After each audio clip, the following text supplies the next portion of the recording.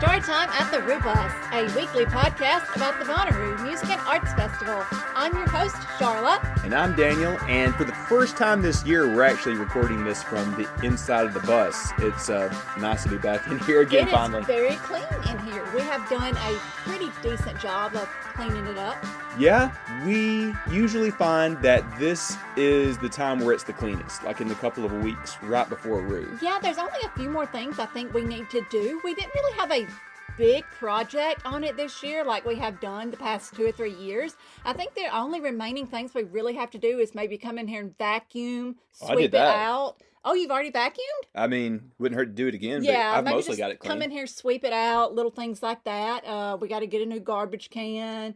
But I think that's about it. I mean, anything extra that we do is just a little extra that we want to do. Yeah, there's just a little paint work that I want to do. Yeah. Like, there's parts of the front of the hood or back of the hood, depending on where you're looking from, that always chip off and show the old yellow school bus stuff. I'm going to do that. That'll literally take me a half hour. And I kind of want to put a Pretty Lights PL on the side somewhere. Do something trippy and fun. That'd be cool. We still have the Foo Fighter thing up there from last year. I think I'll just keep that because who doesn't love the Foo Fighters and Dave? And plus, Evan from our group is their biggest stan, so I got to keep that for him. I would feel terrible if I painted over that. Evan would murder me. You know how tight-knit him and Dave are. Oh, yeah. I couldn't possibly do that. But yeah, we're just about ready. We gave it a test drive a couple of weeks ago, and it only took like 2 or 3 minutes for the white smoke to blow out, which, if you haven't heard us talk about that before, it does that at the beginning of every season. It's when the new Pope is... Yeah, the new Pope is announced, but really it's chewing through all of the diesel that got just a little gunked up during the cold weather months. But she's fine. The brakes have seen better days, but they're good enough. That's really the only big thing. The power is working. We're in here now with everything plugged in. Tail lights. I put in new tail lights. New bulbs. Because Lord Taco from the What Podcast, he's a good buddy, and he was bugging me. He was like, you got to do that. You're going to get pulled over. You're going to get arrested. Well, he was behind us. We were going camping with him. He was going camping with us, and he was behind us, and he was like, by the way. Yeah. I mean, he's not wrong. He is definitely a car guy. He knows his stuff. Yes. And, cops that don't know this bus, I'm sure, would pull it over in an instant. Well, yeah, clearly. It's a magnet. But we're kind of lucky since we've done it so many times. The cops in Winchester on the way know us. The cops in Manchester know us. Now, to be fair, when we pulled up to the campground that day, a wire fell out of the bottom of the bus, and we never figured out what it was. I did actually. Oh, you did? It was, okay, so I'll make a long story short for those of you listening. It was like we never figured it out. Well, I think I figured it out, but the first mechanic that worked on it left some little gifts under there, I'll put it that way. Ask me this story in person. This would take a whole podcast episode to go through this story. Yeah, but it's stupid. That wire was not needed, just like a lot of that work was not needed. Nothing happened. Literally nothing. Everything's fine. It did freak me out. I mean, the worst that's wrong is one of the brake lights is shorted, but there's 8 back there, so I'm not really that worried about it. 7 out of 8 ain't bad. All right, so anyways, we do have a couple of fun things to talk about. The main thing this week is I got in touch with friend of Roo Scott. Some of you probably follow him on Twitter. He loves Pearl Jam. He has been to Roo a number of times. And some of in the olden days, he shares a couple of stories about Pearl Jam and some of the old versions of the Dead here in just a little bit in this recording. But anyways, I found out that my man Scott went to Vegas and he got to see night 2 of Dead and Company at the Sphere. That's so cool. In Vegas. I think all of us have seen some of the videos from U2 or Fish or now the new Dead and Company shows. And every show is a little different, and also it feels like every show is better than the last in terms of the visuals that you see. Right. One of these days when prices come down, me and you will have to see a show there. I would love to have been there in the upcoming month for Dead and Company. I'm jealous. I openly told Scott that. But anyways, we're going to talk about that here in just a little bit. He's going to tell us about the whole experience, the whole customer experience with the Sphere, the visuals, the sound, Vegas in general, all that kind of fun stuff. So that's coming up here in just a little bit. There were a couple of pieces of news that we're going to talk about. After the break, after we talk with Scott, we're going to talk about the whole Outeroo schedule. And we're also kind of going to talk to the rookies a little bit as we discuss that. We're going to tell you kind of what happens each day. Each day at Bonnaroo is just a little different, and we're going to talk about that as we go through the Outeroo schedule and pick some of our favorites. We'll talk about like, load-in day, Thursday, Friday, Saturdays, late nights, Sundays a bit more of a chill day, that kind of thing. We'll get to that. But first, let's talk about like ticketing and like the shipping and everything for just a moment, because I think everybody's in the process of getting everything, right? I think so, yes. Just about everyone should have gotten their tickets if they purchased it, a while back. I think the last person in our group that we know of got their tickets like yesterday. Yeah. There's still a few like that haven't gone out. If you decided later in the off season to buy tickets, you might be among the last to get your package. I talked to a friend of the show, Zach from Chattanooga today. He has decided to last minute full send it. And he was asking me like, hey, he bought it like 2 weeks ago. He thought it would be there by now. But no, if you bought that late, you're probably not going to get it. Yeah. Well, the interesting thing is Bonnaroo has not yet announced the cutoff for shipping yet. And I believe last year it wasn't until the end of May that they actually announced, like, here's the cutoff. You can no longer buy a ticket and have it shipped. You'll have to go to will call. So they have not yet put that date. And when that date comes up, Bonnaroo will actually post that out there on their social media. So be looking for that, if you still want to get a ticket. I would guess that would have to be in the next week or two. Yeah. Yeah. And if you haven't done will call before, it's not a huge pain, but it's a little bit of a pain. You have to go to the high school. It depends on the year. In previous, back in the day, I'll say, I've heard of people waiting hours and hours and hours. But last year, I didn't hear about that at all. We had several people in our group that had to go to will call, and they said it was very easy. They just pulled right up and got out and got their ticket, and it was just nothing. I've never had to do this. So I guess after they went to the high school to pick up their ticket package, you have to get back on I-20 and practically go all the way to the mountain and turn around? That I'm not sure. I'd like to know. Yeah, if anybody has had to do that, message us, because I've never had that experience. I'm curious how that goes. I guess you would just... Or do you go straight up to Bushy Branch Road next to that gas station and turn right? Yeah, we don't know. Yeah, I don't know. Somebody that has had to do that, messages, because I'm curious about that, because I want to make sure that I'm accurate if somebody asks me that question, That's a great question. I see what you're saying now. So, like, you're saying if you mean I-24. Whatever that interstate is that goes from Chattanooga to Nashville. It's 24, I'm sorry. It's not 20, it's 24. You're right. So you're saying if you're coming, let's say you're coming from Chattanooga to Manchester, and you're coming like you're going west. Yeah. I think we already got an answer, because we're streaming live while we're recording this, and Evan from our group said you just go through Manchester. Okay, that makes so much more sense. I had to squat over there to see the camera. Wait a minute. Yeah. But surely they wouldn't make you go all the way back and get in line. That would suck. So I would assume you just go across the bridge and turn right at Bushy Branch. Okay, that makes so much more sense. Yeah. And by the way, if you have been down that road before, you've probably seen the winery.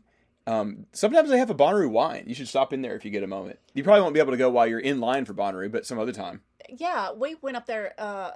We went to Manchester for something else one time on the off season, and we stopped in and we bought one of the Bonnaroo wines, and it was really good. I was there 2 or 3 weeks ago. Veins Creek Winery. Yeah, I think that's the name of the place. It was really good. Also, I would definitely recommend Common John Brewery.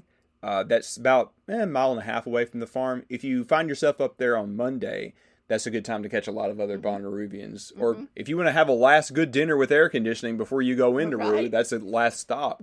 Something else that's good is Jiffy Burger. I've never actually had that. No, but I've heard amazing. Jiffy Burger is like the place you want to go for a good burger in town. I'm kind of careful what I eat, so I'm not that I'm afraid of their burgers. I'm just afraid of burgers in general. You're afraid of hamburgers? Well, I'm not afraid. I just eat very healthy these days. Do you have a fear of hamburgers, Daniel? Is it going to be like Omari when they said bring out the pickles? No, it was something. Bring out what was it? The eyes or? No, it was something weird. Oh, the olives. The olives. Bring out the olives. No, I'm not afraid of them. Is it going to be Daniel? It's going to be like bring out the hamburgers. No, I'm not afraid of them. If I had to pick a food that I was afraid of, it's pickles. I just don't like pickles for some reason. Pickles? Oh, yeah. Like a whole pickle. Have you seen those videos of cats like jumping away from cucumbers? I'm like that with pickles. Oh, really? So it's going to be bring out the pickles. Bring out the pickles. I don't like pickles. I don't like the smell. I love pickles. Okay, we're getting distracted. Yes, we are. There was one other thing that I wanted to talk about in terms of ticketing, and I got this heads up from 2 or 3 people in the past week who wanted me to say something about this on the podcast. There are a lot of scams out this year. Yes. Especially for Let's one-day talk about tickets. that. Yes. In years past, I would be like, yeah, you could look on Facebook, but Facebook Marketplace has turned into like just a tunnel of desolation in the past couple of years. Oh. I wouldn't go there for much of anything, to be honest. So you'll see all of these groups on Facebook that are like Bonnaroo Ticket Exchange, Bonnaroo Buy and Sell, Bonnaroo whatever. Not a single one of those groups are legit. Those groups are actually ran by scammers themselves. So do not join those groups thinking, even if it says, oh, the admins verify every ticket. No, those groups are actually ran by scammers. So please don't join those groups looking for a ticket. You're not going to get a legitimate ticket. The only way to get a legitimate ticket, or let me back up, the best way to get a legitimate Bonnaroo ticket is to go through the verified Ticketmaster resale site.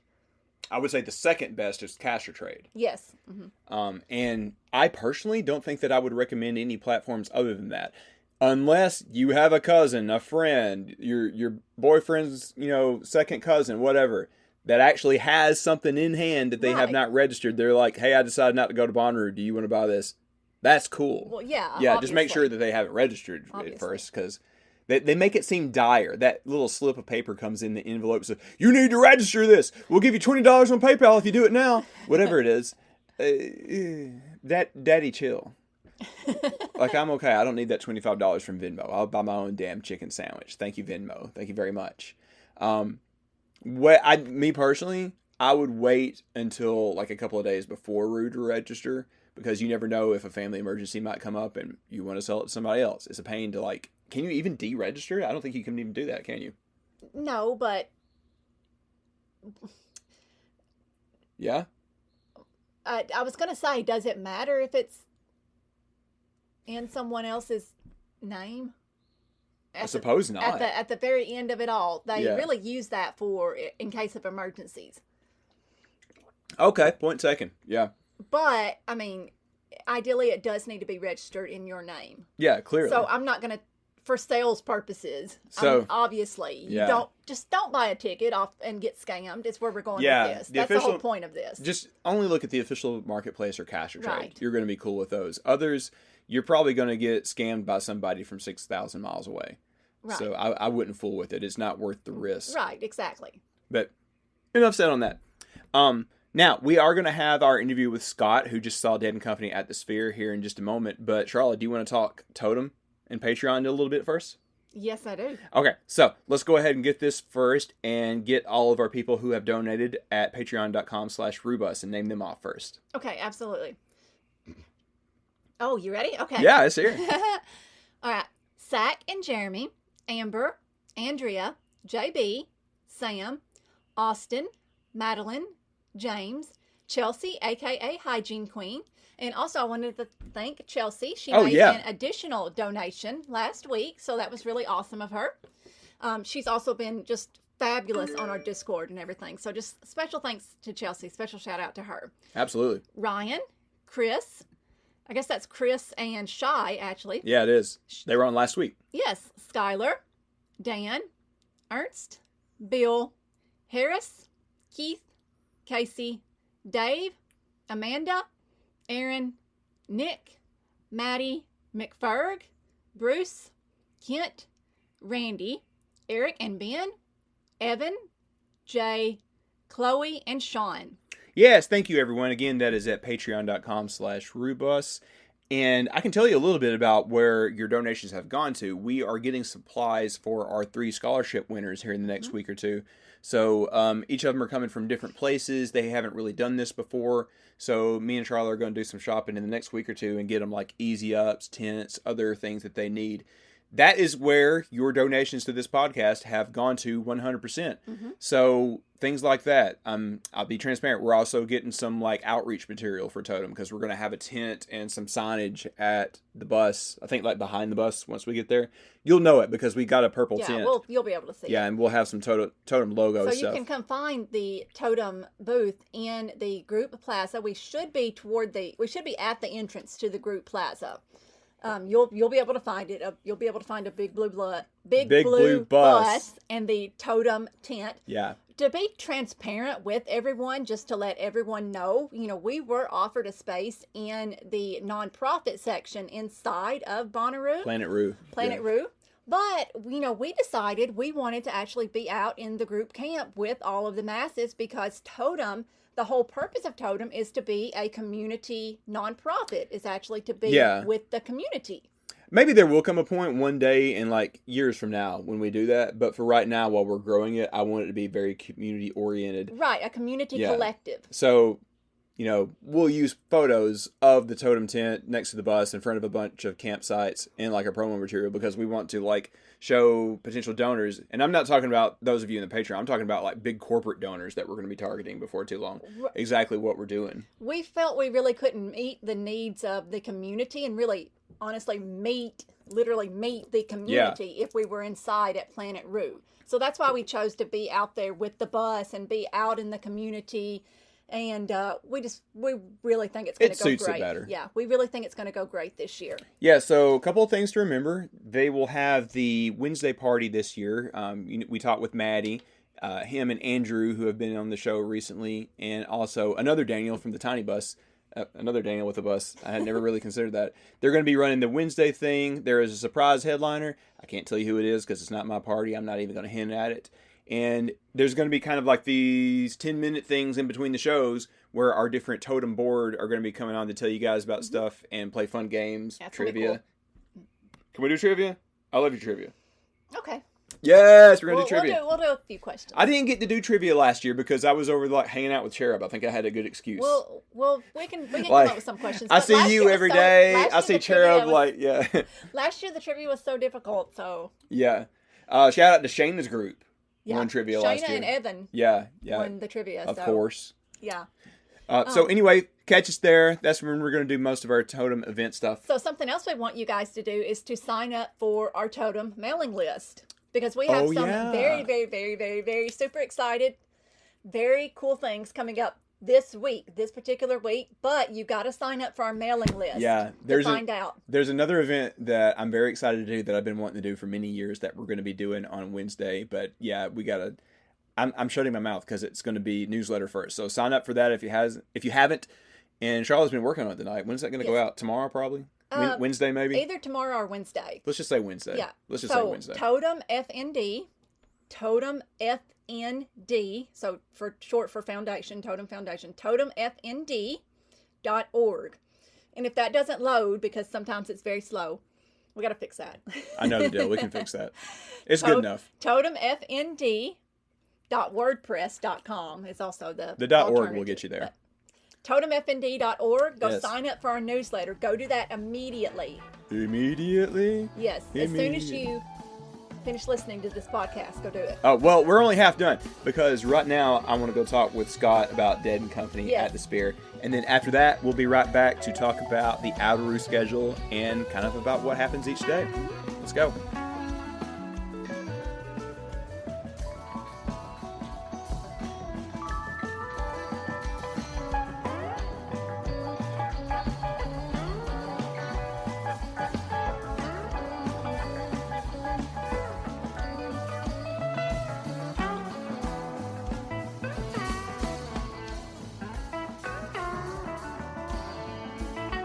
All right, everyone, we are back with our friend Scott. How's it going, man?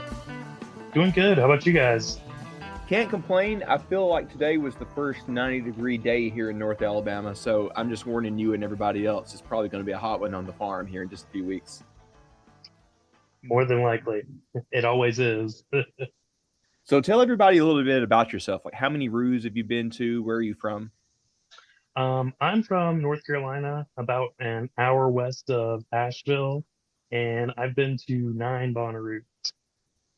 Oh, man. I feel like there's a class of us that have all been to like 8, 9, 10. Everybody that started going around 13, 14, we never stopped.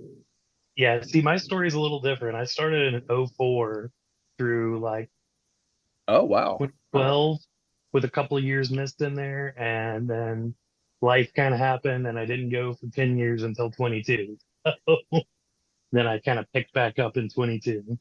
Well, we are all glad to have you back. So speaking of the music never stopping, I got a message from you the other night, and I think you are the only person that I know of that's in the whole Roo circle of influence that actually has made it out to the Sphere. Tell everybody what you got to do this past week, and maybe tell the story we were talking a little bit about before we started recording. So tell us, how did you end up there? All right. So it's a little convoluted, but it's kind of a funny story in some ways. A buddy from high school had messaged me back in, I think, like January or February and was like, hey, I'm part of the Pearl Jam fan club and I'm trying to get tickets. I might get tickets to Vegas. Would you want to go if I do? And I'm like, I've never been to Vegas. That sounds like an awesome time. So we get those tickets, and not long after that, I saw that the Dead had, announced their residency at the Sphere, and I'm like, I think that that's around the same time we're going to be there. And I looked it up, and it was like right in the middle of when we were going to be there. I was like, so we got to do that. Like, there's no, when in Rome type deal. Like, it looked like too cool of an experience to miss. So we just went ahead and bit the bullet on the tickets, and as they say, the rest is history. Yeah, I mean, talk about a wild first trip to Vegas, like going to the Sphere. It hasn't even been open that long. It's just been you two and Fish, and now this. That's wild, man. Yeah, yeah, it was like I said, just kind of almost pure coincidence the way that it just lined up. It was like the stars just kind of knew. Absolutely. So we're going to get to the whole tech of the giant video screen on the Sphere towards the end, because I know everybody's very interested about that. But I'm interested in a lot of other things as well. So tell us a bit about the whole experience. Like, how was the lobby? I saw that there was a lot of decor with the dancing bears and everything. How was it coming in? Was there even a shakedown street? Well, when we got there right around the time doors open, and it didn't really look like that there was a shakedown street, but from what I saw on Reddit, I guess there had been a little bit. I'm guessing closer to the time of the doors, it kind of split up a little bit. But like entry into the venue was really nice. All the staff was amazing. Like I've been to tons of shows, and sometimes the staff is less friendly than others. They're like, oh, we This got to put up with these hippies. Yeah, exactly. But everybody was super friendly, super nice. We got, in and out pretty much without any hassle or trouble. The lobby was pretty amazing. They had all sorts of like hologram things that were dead themed, and like even the cup for if you got a beer or a soda were Dead and Company themed. Oh, Really cool. Granted, the price that you pay for drinks there sometimes it's like, oh well, at least it's a little bit more worth it. oh, yeah. How much was a beer inside there? I want to say it was like $20. Oh, So yeah, I mean, it that's normal for Vegas, I suppose. yeah. I mean, it was pretty on par for most of the prices in Vegas, but at least I felt like you were getting something more out of it than just a plastic cup or a Yeah. can. So It's almost that like was when you go nice. to Disney, they're going to Oh get you yeah. one. Way. Oh So, yeah, okay, that was tell us about where you were seated at. How was the view that you had? Not we were necessarily up the screen, but like how far away was the stage? the stage was pretty far away. We were in the 403 section. So the stage looked really small from where we were, but I think the screen is what kind of like makes the show itself to a point where it doesn't really matter where you sit. Now, granted, I have heard in some of the 100 section, there's the overhang of the balconies above it to where you can't experience the full screen of the Sphere. So I would say to watch out for those kind of seats because that seems, I don't know, like you're missing out on a lot of the experience in Yeah. general. Let's talk about the show itself. I think you went on night two, right? Yeah, yeah, we went Friday night. So we'll get to the visuals, but how was the set list? How did the band sound? Band sounded amazing. Honestly, it was the first time I've ever seen the Dead. So for Oh, me, wow. yeah, all the times being at Bonnaroo, I just never made it because in '04 they were there, but there was the massive lightning storm, so they were delayed. I want to say at least like 2 or 3 hours. So it was quite a bit of time before they actually took the stage at Bonnaroo that year. And So did you make it in 16? I did not make it in '16. That's one of my big regrets. Like of like my time period where I didn't go, that was one of those that I'm like, oh, kicked myself so much for Yeah. not making it to. Well, talk about a great place to see him for your first time, man. This is this is a wild story. Yeah. And as far as the set list, I thought the set list was amazing, and it was a lot of things that I really like. Good Lovin', um, Althea, Bertha, it. And then the drum jam in the second set was off off the planet. Like I don't even know how Oh to yeah. describe it. I remember when they did Drums in Space back in 16, it went almost into an EDM direction. It's like, okay, we'll show these kids what they want to hear, you know? Oh I yeah. saw them last year in Atlanta, and it was a little bit more, vibey, not necessarily the kind of like industrial sound. How was Drums in Space at this show? I feel like it was a little bit of mixture of both. I think it started out more vibey and then kind of got a little bit more industrial at times. Um, Kind of a mixture. It's really hard to kind of describe. Uh, Somewhere in the middle, I guess, is a good Okay, way. that makes sense. All right, so let's talk about the screen itself because that's the big thing at the Sphere, of course. So my first question for you is, does it dwarf the experience of seeing an actual live band? Because I think that the critique that I've heard from people that have and haven't gone is that it's more of like a movie theater experience than a concert. Like, were you watching the screen the entire time, or were you watching, Bob and John and all the guys also? I would say the screen might be a little bit of a distraction, but it seems to me like me and my friend, we were discussing afterwards. We don't even know how to describe the show because it's like it's not like any concert that you've ever been to. It's so just out of this world is the best way to describe it. You're just kind of overwhelmed by the screen itself, but at the same time, they have the band in the screen at different points in time, so you kind of get drawn back into the music that way. Yeah, Uh, I felt like it was a really good blend, and it seems like the longer this goes on and more people, more bands, more artists use that venue, we're going to get even more crazy, even not just visuals, just experiences. Because it was like they took us on a ride without, spoiling too much. Like it really was like a journey with the band through their songs and space and time and everything. So, yeah. Well, I think we should put in a spoiler alert here because I did want to talk about some of the things that you did see that I saw in like a lot of TikTok clips and such. So if you ever think about going in the next month, like maybe fast forward for about 5 minutes for what we're about to talk about.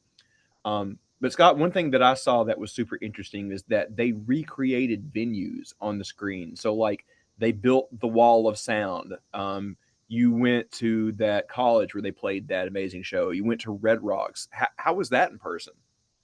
I mean, to the point where it didn't even look real. Like it was so like I don't even understand the technology of it to be as crystal clear because most big screens that you see concerts at, it's like, oh, it's kind of a little distorted or a little grainy. Like it was like, you know, sitting at your couch with your TV, 4K kind of experience with Yeah. something that big is just almost unrealistic. Like you're just like, whoa, how is this even possible?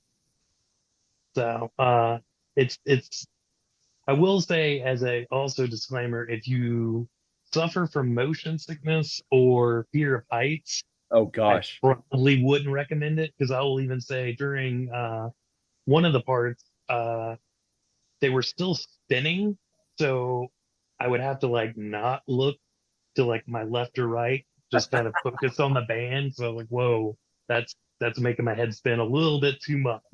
They know their audience. They Yeah, very much so. how was that opening bit? I think this was at the beginning of the set. So it starts at Hyde Ashbury and then you basically fly above San Francisco and leave orbit. Was that all one continuous thing? Oh yeah. Yeah. It opens with what looks kind of like construction on either side that's split into the lightning bolt and then slowly opens to Kate Ashbury and then you slowly start to just go into orbit and there's satellites that fly over you. You Oh my see god. all sorts of, nebulas, and then you go, you know, rainbow roads and wormholes and tie-dye wormholes, and it, yeah, it's one of those experiences that, and it's been said too many times, and I said it so much at work today when people were asking me about it. I was like, you got to kind of experience it. It's so unique. I have nothing to compare it to. I imagine. So, I mean, the only thing that I think you can compare it to is like one of those IMAX domes, but I would imagine that that still dwarfs in comparison, you know? Oh yeah, oh yeah. Because I've seen a few things in like the IMAX, but nothing, nothing compares to this. And also with it just being, a rock band and a jam rock band at that, like it just adds a whole other flavor to it. There was another piece that I was kind of curious about. When I was watching clips, I saw this part that was almost as if it was from a documentary. It was in front of their house at Hyde Ashbury, and there was kind of like a voiceover. Where did that come in? Was that during the set break? Yeah, that was actually towards the end of the show. They do that because they bring you back down to San Francisco and kind of close in on the house, and then they do the little voiceover, and then they go into their final part of the set right after that. Okay. So, I was like, that was cool because to me, it was like, okay, it's a little bit more than just a show. It looked like they were talking about the history of, not Dead and Company, but Grateful Dead. Because I oh saw yeah, pictures and like Jerry and stuff. Yeah. oh yeah, and there's a part where they start throwing up like all of the old like posters throughout the years and tickets from the years, and it fills up the whole space and makes it look like you're in like a square box of just Grateful Dead memorabilia, basically, That's which amazing. was really cool. And like you're just like looking at all of them and just like, whoa, the history is just everywhere. One thing I neglected to ask you about is the sound inside Sphere itself. How was that? Did it feel like immersive, like they've been bragging about?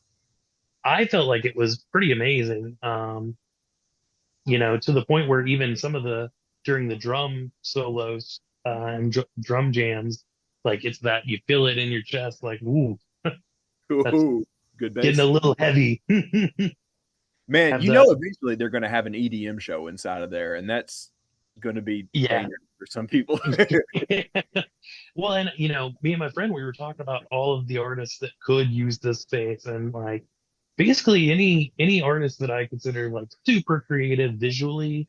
Like I thought of like Radiohead or Nine Inch Nails, like Oh my god. or Tool. Like I was like, all of these bands could do so much with this space if they want it. Like it's just like an open canvas, it seems like, for them. Yeah, you saying that makes me wonder what I think would be good there. And my first honest thought was pretty lights because like the way that they're doing the full band with that nowadays, they do a lot of cool laser visual Well, can't get the word out, visuals that would look really good. well, and I was thinking of your favorite band as well, Tame Oh Impala. god. I may not leave the sphere if I saw them there. I would probably be dead. Oh god. Hopefully not. Yeah. But yeah, dude, that's amazing. I'm so happy for you that you got to see that. Did you get to do anything else fun in Vegas while you were there for the first time? Well, we went to two Pearl Jam shows, the Thursday night and the Saturday night. How was that? But it was amazing. It was the first time I'd seen Pearl Jam in like 20 years. I saw them in Asheville in 2004, which was super weird that they even came to Asheville because Pearl Jam doesn't really tour the South a whole lot. Yeah. And they were, right in my back door and had to go. And me and my buddy, we hadn't seen them since then, or at least I hadn't. He had seen them a couple of times and was like, hey, let's recreate high school memories. Jeez, dude. Well, speaking of getting lucky in Vegas, like you got to see all these amazing shows, man. I think everybody that's listening to this is going to be pretty jealous.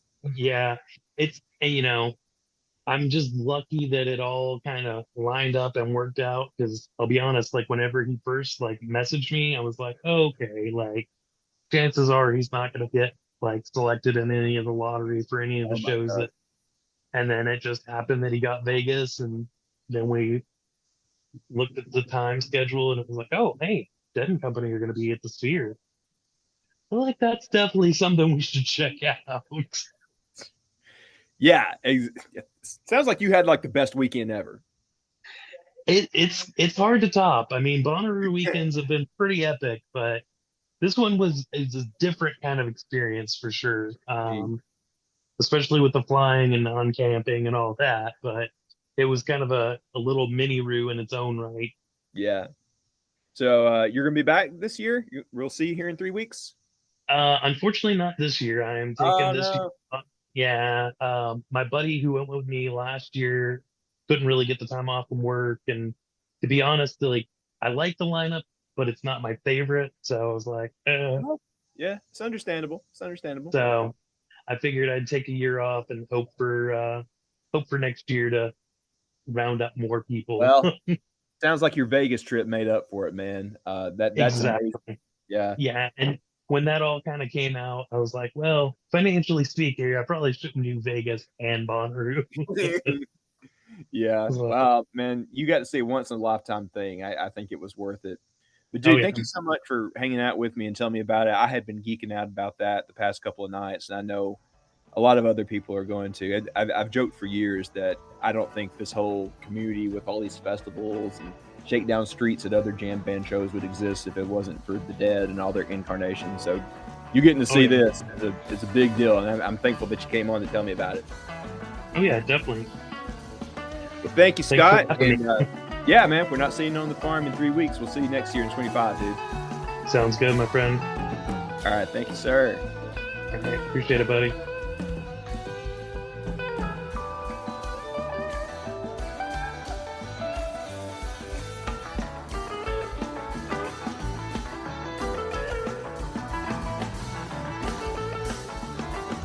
Thank you, Scott. That was awesome.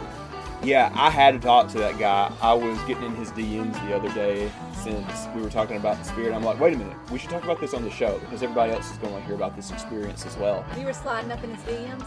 Yeah, I mean, if you're going to go see Dead Company at the Sphere, I want to talk. I want to hear about So it. here's my question. It's like girls now, and one of the girls has gone on a date. It's like, tell us all about it. That was like me with him and the Sphere. All right, anyways. Okay, here's my question to you.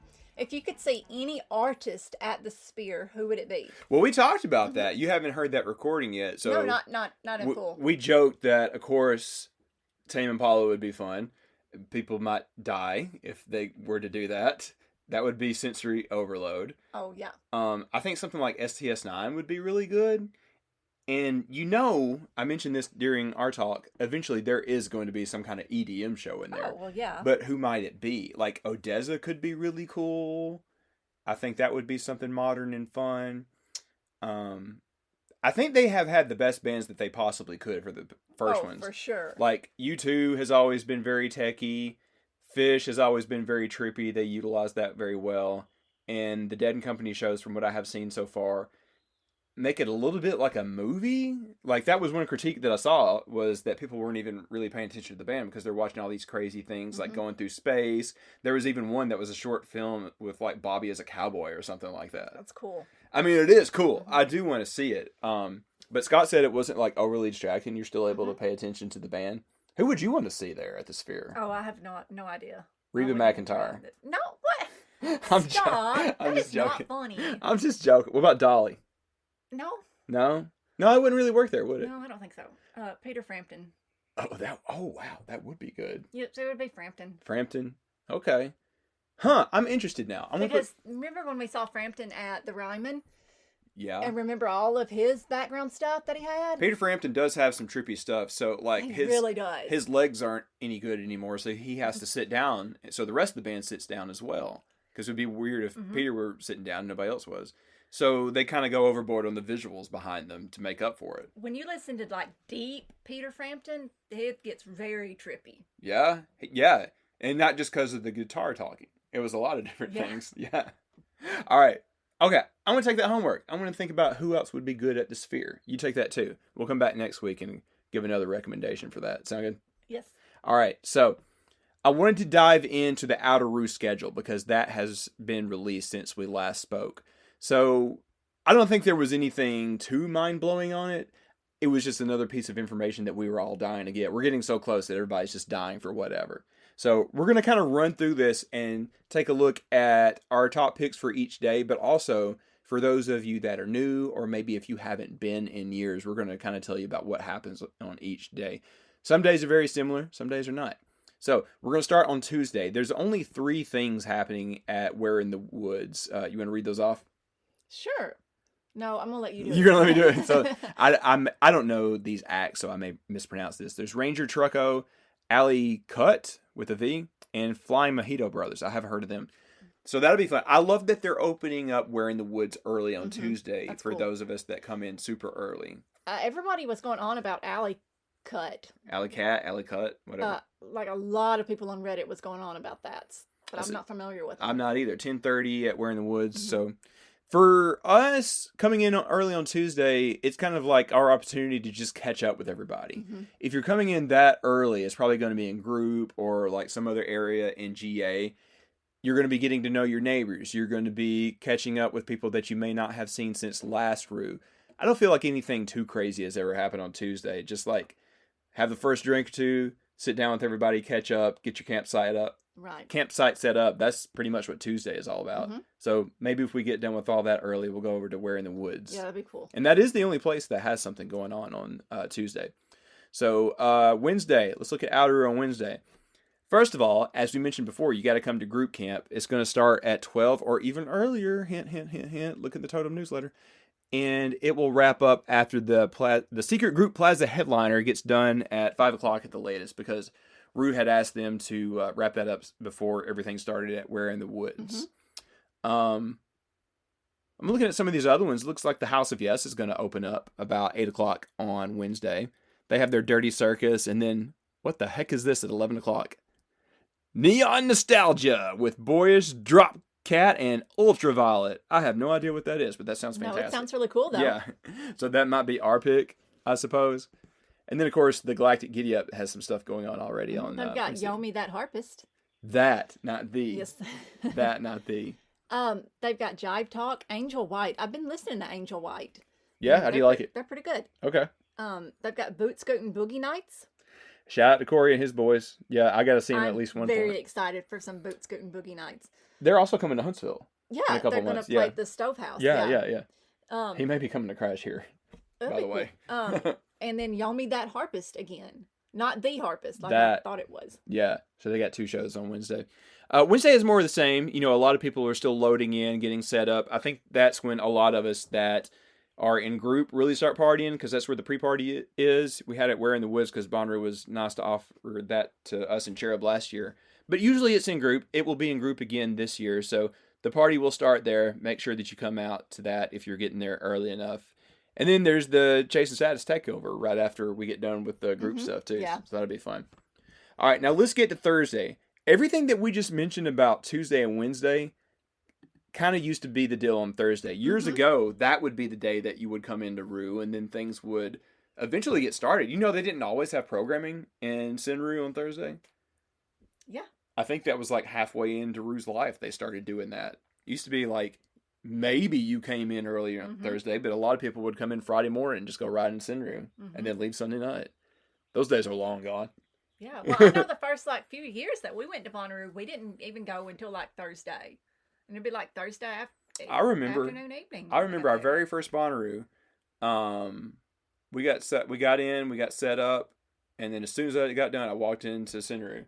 We had been there for less than 3 hours, and I walked in. Now it's I'm there for 2 or 3 days before I walk into Sinru. Well, our very first Bonnaroo, we got there Thursday. It was Thursday afternoon. 1, maybe? It was a little later. It was Thursday at 3-ish, and then we left Sunday morning. That's how little amount of time. And now it's we get there Tuesday morning, and we leave Monday morning. We're one of the first in and one of the last out. Yeah. Taco says they got to kick him out of there before he leaves back there. All right, anyway, we kind of told you a little bit about Thursday. The other main thing to know is, that is the first day that they're going to open up Sinru. So, something that I kind of think about for just a quick moment every year coming into Thursday is that's the best time to take in the environment, because the grass is perfect. Yeah, the grounds are so clean. There's no mud. Yeah, there's no dirt. Everything just looks like mint condition. It will only look like that for a couple hours on Thursday. So when you walk in, just kind of take a mental picture and remember the sights and sounds, because by Sunday it will look like an apocalyptic wasteland, of Or course. you can bring a camera and take a real picture. Or that too. Yeah, that's yeah. I mean, that's some of the best times to take. Get some selfies or Yeah. pictures of your crew and send her in. True. Because like by Sunday, everything's gonna be worse for the wear. Yeah. But Thursday, everything just looks fantastic, and it's just so peaceful and beautiful. Anyway, you want to pick some of the activities on Thursday? Sure, they've got Yomi That Harpist. Yeah. Okay, and House of Yes has RooTube? What is this? RooTube. When I first read that, I thought it said root boob. My eyes are not so good. I looked at it from a distance. So I thought it said My Robo. Is it RoboCop? RoboCop's playing Bonnaroo? I gotta put my glasses on. I'm sorry. Yeah. No, Well, okay. it is. To be fair, this is in like a weird Bonnaroo font. True. Okay. At the rest stop, it's going to have yoga, and then they're going to have wild waves, tarot, and astrology, which sounds really That's cool. cool. Yeah. I got to make it over there more. David Bruce is doing pictures at 11:30. Yeah. Oh, yeah. That's on, cool. Thursday. I am Bonnaroo. That's Yeah. David Bruce.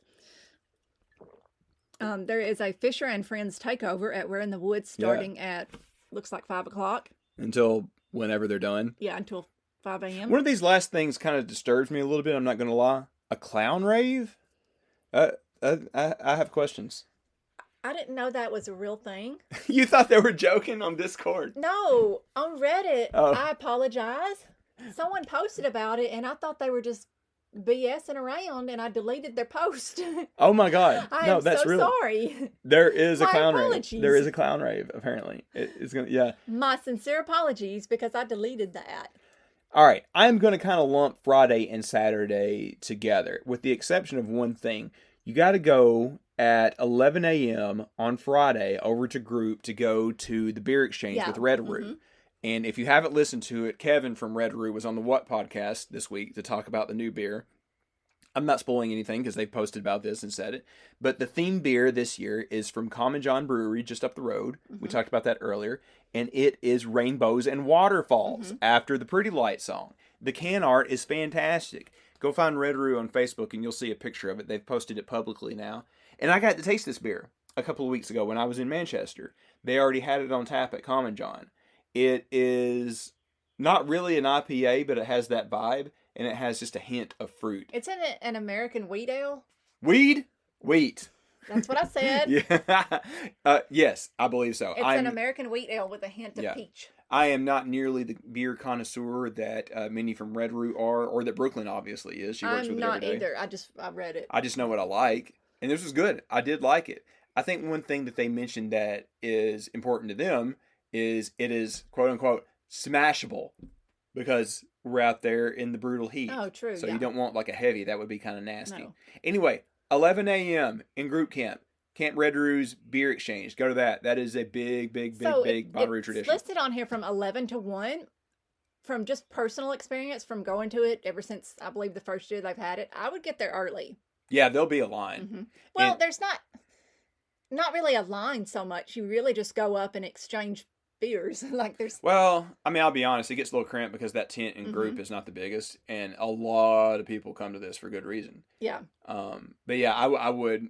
Charlotte's right. I would come a little earlier before it gets a little crazy, so you can like meet your friends and trade stuff. Right. And if you haven't heard of this, the idea is basically that you bring some local beers from your part of the country and bring the trade for stuff that you've never seen. That's essentially it. Mm-hmm. It's But really cool. there's other fun stuff there too. You'll see for yourself. So come out. It'll be right next door to the Roo Bus, so you can hang out with us too. Typically they have, and I can't speak for them. I don't know how they're going to do it this year, but in the past they've had just like, oh, here's a section, here's a little pool, and One for sours. I go to that one. IPAs. Here's Yeah. a pool for sours. Here's a pool for Here's a pool for this Pale- will F you up. pale ales. Juice that makes you explode. Whatever. And you just go up and you put yours in it, and then you take what you want, Yeah. Or you can just go up to people and trade one-on-one, Yeah, that's cool too. Which is really cool. And usually there's a keg of something that somebody brings that's just open for anybody to get. And That they bring. Yeah. That they get special permission to bring. Yeah. We should clarify that. yeah, Bonnaroo's good to Red Roo for this. Again, go listen to Kevin talk to Taco and listen to all them. We don't need to elaborate because he told that whole story. Right. So, anyways, what I was going to say otherwise is Friday and Saturday you can kind of lump together because those are the really wild, crazy late nights. Like, plan on staying up to like 3. So the House of Matrimony. Yeah. It's listed on the Outeroo. It's listed on the Outeroo schedule, but it is actually inside Centeroo. It is in the old Snake and Jake's barn. They're doing that again this year. And they usually have some type of ceremony, like just on Saturday, for example, wedding ceremonies with Otto Von Blotto and Virginia Slim Jim. Do you know who that is? Because I don't. So Virginia Slim Jim was there last year. You'll see photos of Okay, them. okay. Yeah. I'm not sure. I really don't know who Otto Von Blotto It's is. like, that's your aunt, right? Virginia Slim. And then they have the Roolywed game, and it's really cool to see. I got a shout out on Saturday, Outeroo Queeroo Speed Dating. I'm sorry, the font is so weird, I read it wrong. Queeroo Speed Dating. They had the first version of that at group last year, and it was fantastically attended. It was so well attended that it was a problem. Now that's Davis, right? Yeah, I believe so. I believe that was his name. Mm-hmm. But that's going to be at House of Matrimony, however you say it, at 10:30 on Saturday. So I guess those are Matrimony. Our picks. Matrimony. So and of course the Pride Parade. Oh, the Pride Parade. We can't skip that. Noon on Saturday. Noon on Saturday. Okay, noon on Saturday. Be at that. Be at the House of Yes. Noon on Saturday. Okay, anyways, what was the other thing, babe? The other thing I was going to say is we get a lot of questions on Reddit about how do I get married at Bonnaroo? Well, I didn't get selected for the House of Matrimony. As captain of a ship, I can Hold officiate your wedding. No. Let me back up. How do I get married at Bonnaroo? Well, I didn't get selected for the matrimony, or I didn't apply in time, or I just want to do a simple wedding, etc. and so forth. So what you want to do, the easiest way and the best way that I always recommend to people is have your legal ceremony in your home county, your home state, and then have a for fun ceremony at Bonnaroo. So in that instance, anyone can, like your friend can perform your ceremony. You don't necessarily need an officiant because it's just a for fun ceremony. You've already done your legal aspect ceremony, in your courthouse or whatever in your home state. Because if you try to bring some out of state paperwork, it may not be recognized in Tennessee and stuff like that. And you're just going to get all, fuzzled up. So, we've had a number of robust weddings, and I feel like that's always how they go. Right. So what you want to do is do your, legal stuff in your home state, and then just have a for fun ceremony, anywhere you want it, Roo. And I see, ceremonies all the time, all around Bonnaroo, and that's truly the easiest way to do it in my experience. And I have helped, a number of couples get married at Bonnaroo. Thank you to the Roo Justice of the Peace for explaining the whole process. Yeah. You're welcome. You're welcome. All right. I'm glad we got sidetracked on that. That's a good thing. I see that question so much out there. Well, good. But going back to that Pride Parade, yes, be there at noon. That's always a fun one. Noon on Saturday. Also, it'll probably be very hot, so dress accordingly. Most of everybody does for the Pride Parade. All right, I'm going to jump to Sunday. So just talking about the general vibe of each day. Sunday is a bit more of a chill day, or it has been in the past. It may not be so much this year with Fred again and, all this crazy stuff that's going to be going on. But anyways, it's still more of a chill day. We got Jason Isbell. That's a good example of a chill act that plays on Sunday. A lot of people are going to start packing up, and that's okay. Maybe they're going to leave after the headliner. Maybe they're leaving during the headliner. A lot of people do that. Or you might be like us and just sleep in on Monday and leave whenever you feel like it and traffic lightens up. If you do choose to stay till Monday, you're probably not going to be able to go first thing because it gets pretty backed up. Mm-hmm. You probably shouldn't even count on getting out right after the headliner on Sunday because I have seen it jam-packed most of years. Right. There's been rare years where it gets a little light, but you can't count on that. The best way to leave Monday, if you need to be out Monday morning, is to get up super, super early and leave. But if you don't have anywhere to be Monday and you're not worried about it, then you can I would try to sleep in a little bit and then, just leave when you can. Just wait till 10 and 11 and then go to the Cracker Barrel with us. That's the play. We'll try. But as far as like other things that are happening on Sunday with like Outeroo stuff, it looks like it's a lot of the same things. A lot of these things are going to be repeating quite a bit. But the one thing that you probably saw announced is Alice in Wonderland is going to be having a last party over at We're in the Woods. They did announce that this week. Yeah, so that is a good idea. If you want to go check that out after Fred again, I think that's where the after party is going to be at. Unless there's one at your camp. That tends to happen on Sunday nights too. We had a rager last year at our group because the giant storm came through. Mm-hmm. It really started pouring down right after everybody got back after seeing the Foo Fighters. And we were just all like, forget this. We're not going anywhere. All this stuff is left over. It's the last night we're together. All caution was thrown out the window that night. Well, I went to bed, but y'all had a rager. Oh my God. It was insane. I heard that was the case at a lot of places that night because everybody was just like, well, we just got to party through this storm. Hurricane party, man. I woke up the next morning and Mitchell was asleep on the couch. Oh, yeah. Because his campsite was just demolished. I have spent so many nights going to sleep in this bus and hearing Mitchell scream bullshit off in the distance. Like, whether it be at Roo or Mini Roo or here at our house or whatever. I love that. You know how, like, sometimes you have to have, like, a white noise in the background to go to sleep? Oh, yeah, it's Mitchell. When I hear Mitchell screaming and laughing, that's a good I white sleep noise. so well. It's It it really is. You're not joking. I'll just be dozing off and I'll hear, like, ah! Okay, anyway. He should do like a good ASMR, like sleep. Oh, don't encourage him. Anyway, catch Mitchell at Roo. He'll be happy to see you. He often has little gifts. I don't want to tell the stories of his gifts because they're so good for him to surprise you with. You have to see that for yourself. That's about it this week, Sharla. We had a jam-packed episode. We did have a jam-packed episode. Do you know what they announced today? Did we talk about it? Tell me. What? About the screens are coming Oh, back. we didn't talk about that. That. I kind of didn't think that was that big of a deal when the festival said that because I felt like they already talked about that on the What podcast months ago. They did mention it on the What podcast. Yeah. But I guess they were just like, hey, let's make this absolutely official and let's remind people again. I mean, Brad, the guy that runs the festival, told them that they were going to have that. So I don't know how you get much more official than that, you know? I don't know. It's like we got news out of him too. Like they were going to put like more water stations and where in the woods because and the snake lines. And the snake line was coming back. In fact, I guess I can talk about this. I don't think they would get mad if I talked about this. They have already put together like a plot, schematics for how the snake line is going to work, and they're last I heard, might even be a bit of a theme with somebody as a special guest as like host of the line. And we're in the bus. I'm getting a prop for those of you on the stream. We're gonna have a host of the line this year, from what I heard last time. Is it going to be Dolly? Yeah, it's Dolly. That's exactly who it is. It's Dolly Parton. Hey y'all, welcome to Bonnaroo. I'm so glad you made it. You having a good time? It's gonna be Dolly. Yeah, just greeting everybody, giving you a hug. The line would never move. Can you imagine if you was doing some Bud Light and like you came up to the arch at Bonnaroo and there she is? Well, hey, are y'all here to have a good time at Bonnaroo? People would lose their ever-loving mind. What would you react? How would you react if that happened? I don't want to share my feelings on Dolly.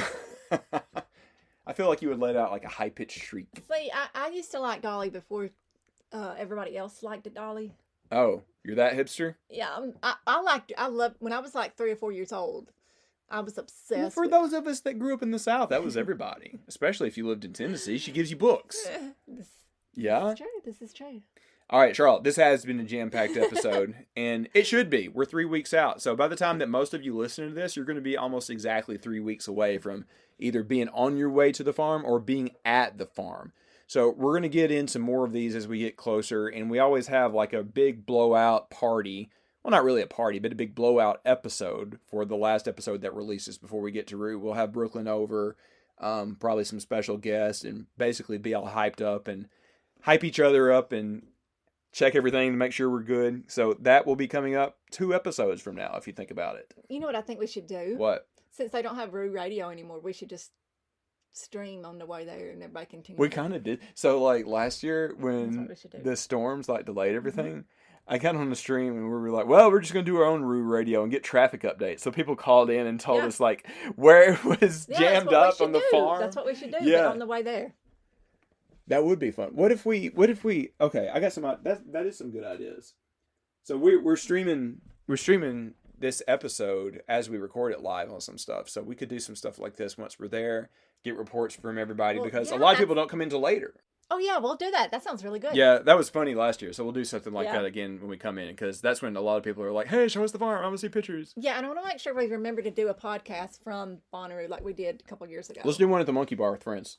Well, no, all over Bonnaroo. Like it's like episode 91. Oh yeah. Yeah. You'll have to remind me because I get to walking around Yeah, and you Bonnaroo just and I just forget, yeah. forget because I'm having a good time. Like it's always like Mhm. just 5 or 10 minutes worth. But we'll do some more this year. Just walking around during the daytime before it gets too wild. Yeah.